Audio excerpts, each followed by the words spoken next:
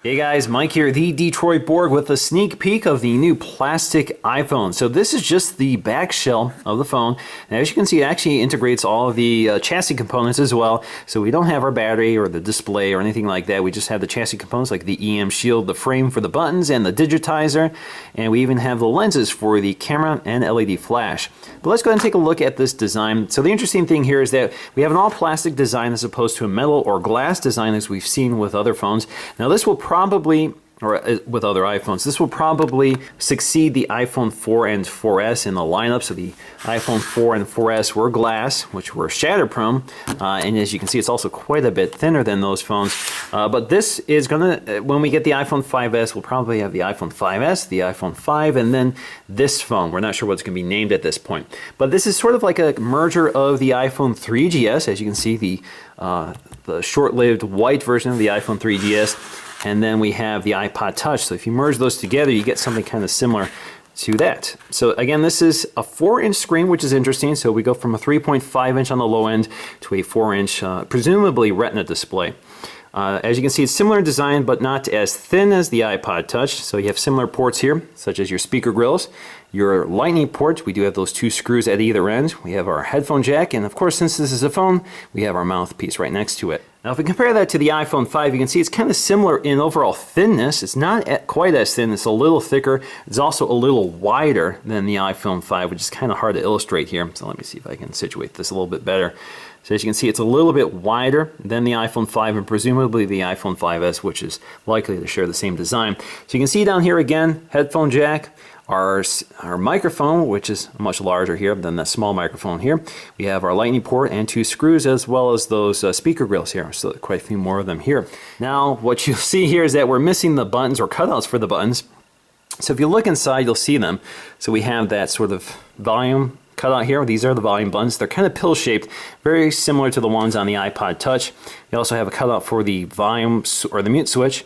Pretty much similar design, similar layout. Now the buttons themselves won't be metal, they'll be plastic and will be color coded to the body of the phone.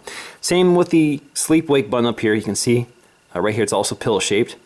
And if you look on the other side, you'll see the SIM tray, also with a hole indicating where the SIM tray will be.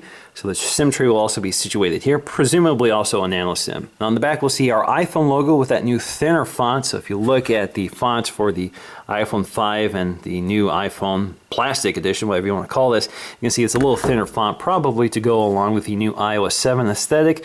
We have our black Apple logo, which is actually very similar to what Apple has been doing with recent product redesigns like the Airport products, the Airport Extreme and Time Capsule. Up here you'll see the lens for the camera. So you can see it's also anti-reflective. We do have our lens for the LED flash, so it's just a single LED flash. We also have our microphone. This is very similar to the layout for the iPhone 5, as well as the iPod Touch 5th generation. Now, of course, the big story here is that we lose the beautiful design of the iPhone 5. So we don't have that beautiful mirrored chamfer, the glass trim pieces, the all aluminum unibody construction, as well as that very thin design.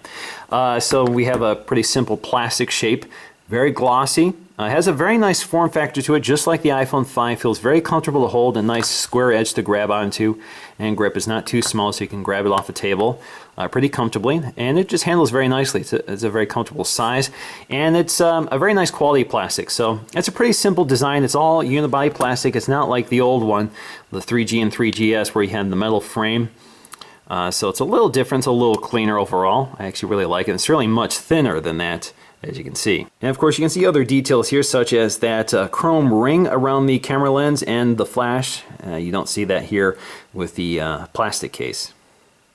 And again, if you look at the bottom, you just see a lot more work has gone into the iPhone design. So you have all these micro drilled holes. We have the chrome rings around the lightning port and the headphone jack. So a lot of that is gone, of course, with the plastic phone. Now, just to take a close look at the inside chassis, you can see how everything is mounted in here. So you can see the frame for the lightning port, the frame for the SIM tray, frame for all the buttons, the frame for the digitizer. Up here you can see we have these little temporary covers for the camera as well as LED flash. Same with the cutouts for the volume buttons and mute switch.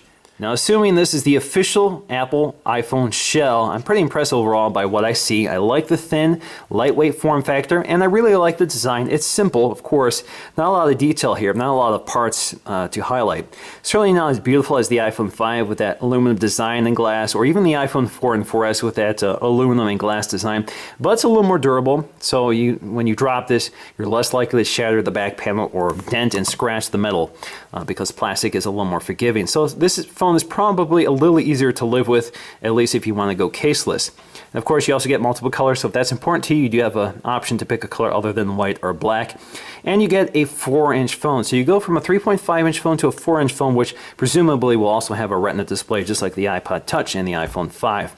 So you get a big spec upgrade there, and you probably will see better internal specs and a better camera, both forward-facing, so perhaps a full HD FaceTime camera, and perhaps a 5-megapixel autofocusing camera on the back, we'll see. So you do get better internal specs, so you get a better experience for the price. I do have to send a big shout out and a big thank you to Sony Dixon, who supplied this for me. I've known Sony for quite a while now, and he's kind of the leader in terms of leaking Apple goods these days. He has a lot of connections in the supply chain, so you probably want to follow him. So I'll post a link in the description below if you want to check him out, and he'll keep you updated on all the latest Apple news that he is on the forefront of. So that's going to do for me, guys. Thanks for watching, and I'll see you again in the next video.